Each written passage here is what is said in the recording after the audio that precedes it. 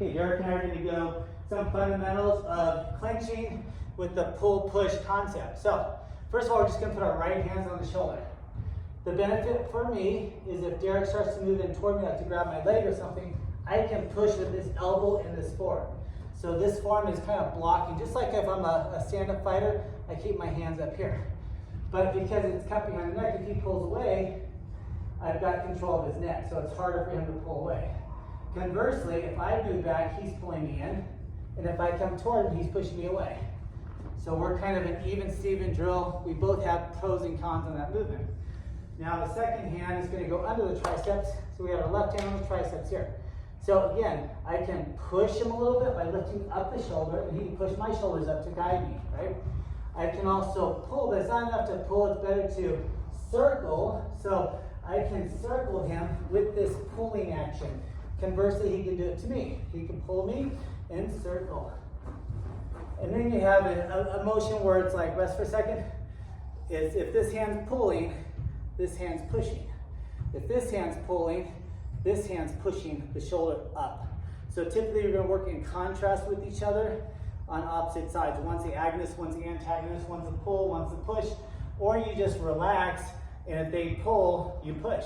Go with their energy. If they push, you pull. Go with their energy. Or you can fight it head on, depends on the situation, how much space, if you're going to take down or if you're going to add strikes, etc. So that's pretty common. Most people know if I grab his head, he grabs my head. If I grab his tricep or his gi, his material, his cloth, his jacket, he does the same to me.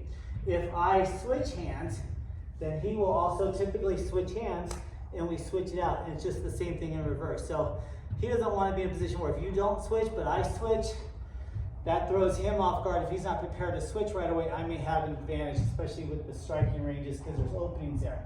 So typically from this motion here, the hand on top will slide down behind him and I'll position myself in a horse stance against his body. He's in one position, I'm in the opposite. And I take my knees and I collapse him in and I just kind of stay there and let him waste energy. To see it on the other side, this hand that's on the neck is going to go around him, but I don't just reach it because it's necessarily reaching here. I want to reach to this other side of his waist, so I got to skip my feet.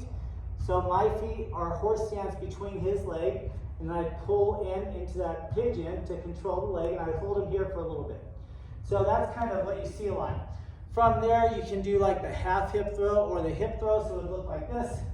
So from here, I've got this, I'm moving around, I have this, and then when I feel he's kind of tired out or he's going a certain movement that I want, energy-wise, I can step in here, I can scoop down, I can lift him up, throw him off the half hip or the full flip over. We're not going to do that part right now though, but you get the idea.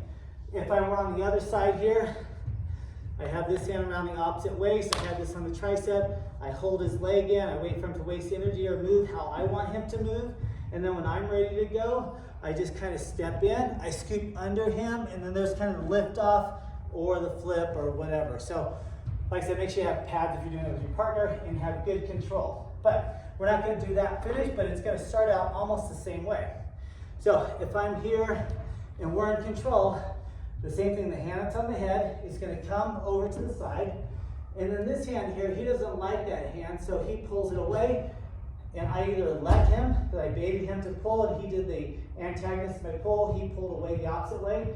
So I let it go, or I'll even let go. So this hand here, if it's a punch strike, I gotta leave it there. But if he's not a puncher, if it's just like a judo, jiu-jitsu match type thing, I'm gonna put this hand down. So the hand that was holding his tricep, when he pulls it away, it immediately goes to the floor. The leg that's closest to the hand is gonna skip behind him. So we're going to move a little bit this way, so I'm going to move to a position where I'm going to sweep Derek's leg. Think of it real quick as when we're like in high school, maybe in elementary school. These two guys are kind of mouthing off to each other, but if I'm the aggressor and I want to do this drill, I'll cue my buddy to sneak behind you. That buddy will then go like this when he doesn't know it, and then one step back, this guy falls over. Or I'll be here, and I'll just get ready to move him in a position where I got his legs while the other guy pushes. So that's kind of what we're going to be doing. Basically, I want to have these feet here, and I want to hit the low part of the ankles with both feet. So, again, I have you here on the head. I go beside him, he pulls the hand out, I put this down, I'm gonna skip this leg behind him, and then what I'm gonna do is I'm gonna pull him back. Now, he doesn't have a lot of material to hold on to, but if they have like a jiu-jitsu belt or a real thick belt, I wanna hold on to that tightly, pulling his hips back, which pulls his shoulders back, which pulls his head back, which causes him to lose balance a lot easier. So I'm here, I go here, and then I have a position where I can get side mount. Or I can go step over, you can go for an arm bar, I can mount him. There's a whole slew of stuff from this position, but it's easy for me to side mount him, go into a choke, go into an arm bar, whatever, but that's a different drill. So practice that drill, right side and left side.